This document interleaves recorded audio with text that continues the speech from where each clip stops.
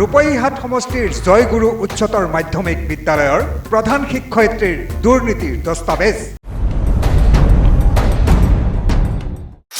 বিদ্যালয়ৰ খেলপথাৰৰ মাটি খান্দি ইটা ভাটাত বিক্ৰী কৰি কেইবা লক্ষাধিক টকা আত্মসাৎ। ছাত্ৰ ছাত্ৰীৰ খেলপথাৰ হ'ল মাছৰ ফিচাৰী।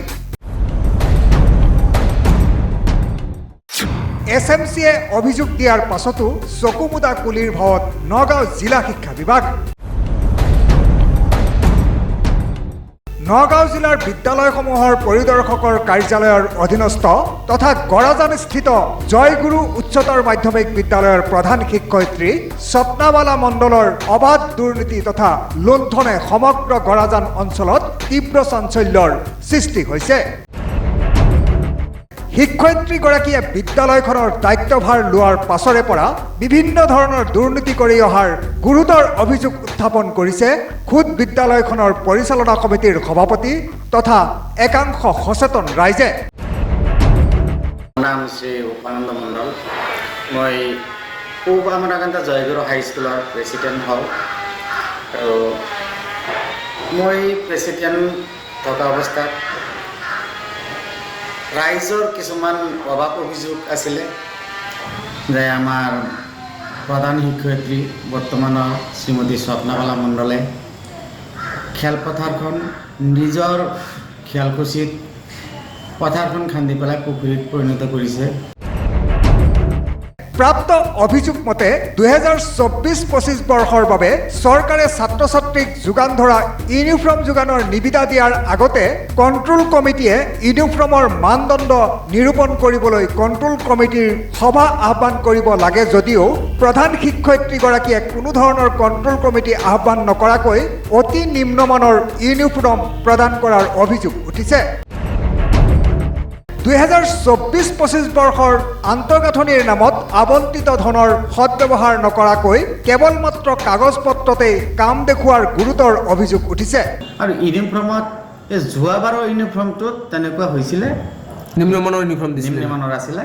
এইবাৰ যিটো আপুনি সভাপতি, আপুনি এনে এই বিষয়ে যে অনিয়ম হৈ আছে আপুনি বাধা প্ৰদান কৰিছেনে? মই বাধা প্ৰদান কৰিছোঁ, মই জনাইছোঁ। বিভাগীয় কৰ্তৃপক্ষক জনাইছে?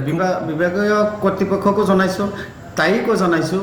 এই ইভেন কি আপোনাৰ ষ্টাফৰ লগত যে তাৰ মিল নাই সেইটোও মই কৈছোঁ। ষ্টাফ মিটিং হ'ব লাগে স্কুল এখন চলাবলৈ হ'লে। মুৰব্বীজন সদায় ষ্টাফৰ লগত সমিল মিলে আগুৱাই যাব লাগে। মই এই বুলি বহুত পৰামৰ্শ দিছোঁ, কিন্তু কোনো কামত নাহিল। পিছত আমি বিভাগীয় কৰ্তৃপক্ষকো আমি অৱগত কৰাইছোঁ, কিন্তু তাৰ পৰাও কোনো আমি সুফল পোৱা নাই। ইয়াতে ক্ষান্ত নাথাকি প্ৰধান শিক্ষয়িত্ৰীগৰাকীয়ে জয়গুৰু উচ্চতৰ মাধ্যমিক বিদ্যালয়ৰ নামত থকা খেলপথাৰৰ পূব আমৰাকান্দা গাঁৱৰ 177 নং পট্টাৰ 263, 272 আৰু 273 নং দাগৰ মুঠ 9 বিঘা মাটি 5 ফুট দ কৰি খান্দি উক্ত মাটিখিনি প্ৰধান শিক্ষয়িত্ৰীগৰাকীৰ স্বামী সঞ্জীৱ মণ্ডলৰ সহযোগত 9 লাখ টকা বিভিন্ন ইটা ভাটাত বিক্ৰী কৰি টকাখিনি আত্মসাৎ কৰাৰ অভিযোগ। আমাৰ স্বপ্না বাইদেউ এইখিনি মাটি বিক্ৰী কৰি দিলে। কি হয় তেখেত কোনটো স্কুলৰ শিক্ষয়িত্ৰী? জয়গুৰু স্কুলৰ প্ৰধান শিক্ষয়িত্ৰী। প্ৰধান শিক্ষয়িত্ৰী। কিমান মাটি? মাটি 7 বিঘা। কি কৰিছে?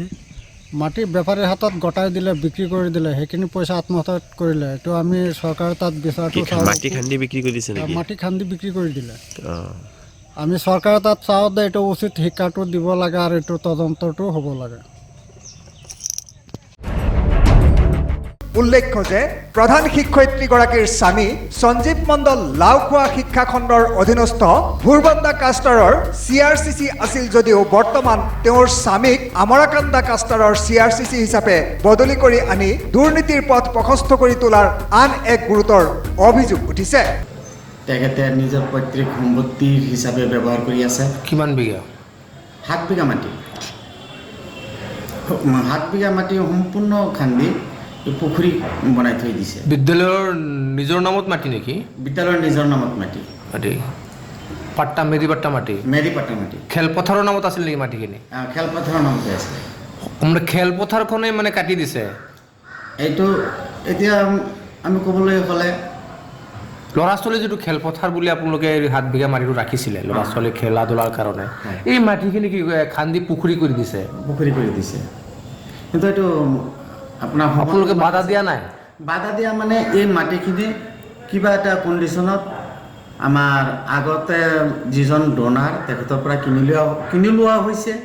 আকৌ এই মাটিখিনি 3,50,000 টকাৰ বিনিময়ত বন্ধকত আছিলে। মানে আপোনালোকে যিটো খেলপথাৰ ল'ৰা ছোৱালীৰ বাবে যিটো খেলপথাৰ ৰখা হয় বিদ্যালয়, এই বিদ্যালয়খন আপোনালোকে বন্ধকত দি থৈছিলে 7 বিঘা মাটি? 7 বিঘা মাটি বন্ধকত দিছিলে। হয়। বন্ধকত দিয়াৰ পিছত এতিয়া কি সেই বন্ধকী মাটিখন পুখুৰী খান্দি দিলে? পুখুৰী খান্দি দিলে। খেলপথাৰখন পুখুৰী কৰি দিলে? পুখুৰী কৰি দিলে। কোনে কৰিলে? এইটো আমাৰ বৰ্তমানৰ প্ৰধান শিক্ষয়িত্ৰী স্বপ্নাবালা মণ্ডলৰ হাজবেণ্ডে ইয়াত জড়িত আছে আমি জনামতে। আপোনালোকে এই বিষয়ত কিবা বিভাগীয় কৰ্তৃপক্ষক অৱগত কৰাইছেনে? এই বিষয়ত আমি IS ছাৰক তাত কমপ্লেইন দিছোঁ, আকৌ ADC ছাৰতো কমপ্লেইন দিছোঁ, বিহু ছাৰেও জানে। কিন্তু আমি আজি 4 মাহ আগতে আমি কমপ্লেইনটো দিয়াৰ পিছত এতিয়ালৈকে কোনো সুফল পোৱা নাই। আপুনি কৈছে যে আমাৰ আপোনাৰ যিখন বিদ্যালয় আপুনি SMCৰ সভাপতি আছে, হয়, সেইখন বিদ্যালয়ত বিভিন্ন অনিয়ম হৈছে, আৰু কি অনিয়ম কৰি আছে? আৰু আপোনাৰ এই মিড ডে মিল যিখিনি ল'ৰা ছোৱালীয়ে খাব লাগে বা যি উন্নত মানদণ্ডৰ হ'ব লাগে সেই উন্নত মানদণ্ডৰ নহয়। কণী দিয়ে নে সপ্তাহে? কণী সপ্তাহত দিয়ে, কিন্তু সিদিনাখন এটা ঘটনা কৰিলে, এটা প্ৰীতিভোজ পাতিছিলে। প্ৰীতিভোজত আমাকো মাতিছিলে। প্ৰীতিভোজত যেতিয়া প্ৰীতিভোজ মানে আমি সকলোৱে বহি পেলাই একেলগে খাম। কিন্তু আমি SMDC সভাপতি গৈছোঁ আৰু মেম্বাৰ অহা নাই। মাষ্টৰ আমি গৈ পেলাই সুধিছোঁ মাষ্টৰবিলাক ক'ত? প্ৰীতিভোজ ক'লে আমাৰ ষ্টাফৰ লগত বহি পেলাই আমি খাম। ষ্টাফৰ এজনো নাই, 2-এজন আছিলে LP ছেশ্যনৰ মানুহ, আমি 2-এজনক পাইছিলোঁ। কিন্তু যি খোৱা দিছিলে পোলাও, সেইটো লৈ পেলাই হেড মিষ্ট্ৰেছে মোৰ লগতে বহিছে, আকৌ ফটো মাৰি দেখুৱাই তাৰপিছত ইয়াৰ পৰা উঠি গুচি গৈছে। সেইখিনি খোৱা বস্তু বেলেগ এটা ল'ৰাক মাতি আনি পেলাই দি দিলে, কিন্তু নিজে খোৱা নাই। আমি যেতিয়া বহি খালোঁ, যিটো খোৱাৰ উপযুক্তই নহয়, আমিও খাব পৰা নাই। মানে বিভিন্ন অনিয়ম অভিযোগ। আৰু কি অনিয়ম হৈ আছে আপোনালোকৰ এই বিদ্যালয়খনত? আৰু আপোনাৰ ধৰক যি ইউনিফৰ্মৰ মাজত বিদ্যালয়খনত মধ্যাহ্ন ভোজনৰ নামতো ব্যাপক দুৰ্নীতি কৰি অহাৰ অভিযোগ দীৰ্ঘদিনীয়া। এই সংক্ৰান্তত বিদ্যালয়খনৰ পৰিচালনা সমিতিৰ সভাপতিকে ধৰি আমাৰাকান্দা গাঁৱৰ সচেতন কেইবাজনো ব্যক্তিয়ে জয়গুৰু উচ্চ মাধ্যমিক বিদ্যালয়ৰ প্ৰধান শিক্ষয়িত্ৰীৰ নানা দুৰ্নীতিৰ অভিযোগ উত্থাপন কৰি চলিত বৰ্ষৰ 5 আগষ্টত নগাঁও জিলা শিক্ষা বিভাগৰ অতিৰিক্ত উপায়ুক্তৰ লগতে নগাঁও জিলাৰ বিদ্যালয়সমূহৰ পৰিদৰ্শকক পৃথকে অভিযোগ দাখিল কৰিছিল। কিন্তু অভিযোগ হৈয়ে থাকিল। আজি পৰ্যন্ত বিভিন্ন দুৰ্নীতিৰে লুতুৰি পুতুৰি খোৱা প্ৰধান শিক্ষয়িত্ৰীগৰাকীৰ বিৰুদ্ধে একো ব্যৱস্থা নোলোৱাৰ অভিযোগ উত্থাপন কৰিছে স্থানীয় ৰাইজে। নগাঁও জিলা শিক্ষা বিভাগ কুম্ভকৰ্ণ নিৰ্যাত তথা চকুমুদা কুলিৰ ভাও ধৰি থকা হেতুকে অসম চৰকাৰৰ শিক্ষামন্ত্ৰী আৰু অসমৰ মুখ্যমন্ত্ৰী ডক্টৰ হিমন্ত বিশ্ব শৰ্মাক সংবাদ মাধ্যমৰ জৰিয়তে বিদ্যালয় পৰিচালনা সমিতিৰ সভাপতিয়ে কাতৰ আহ্বান জনাইছে যে চূড়ান্ত দুৰ্নীতিত নিমজ্জিত থকা জয়গুৰু উচ্চ মাধ্যমিক বিদ্যালয়ৰ প্ৰধান শিক্ষয়িত্ৰীৰ বিৰুদ্ধে এক উচ্চ পৰ্যায়ৰ তদন্ত সাপেক্ষে বিহিত ব্যৱস্থা গ্ৰহণ কৰাৰ দাবী উত্থাপন কৰিছে।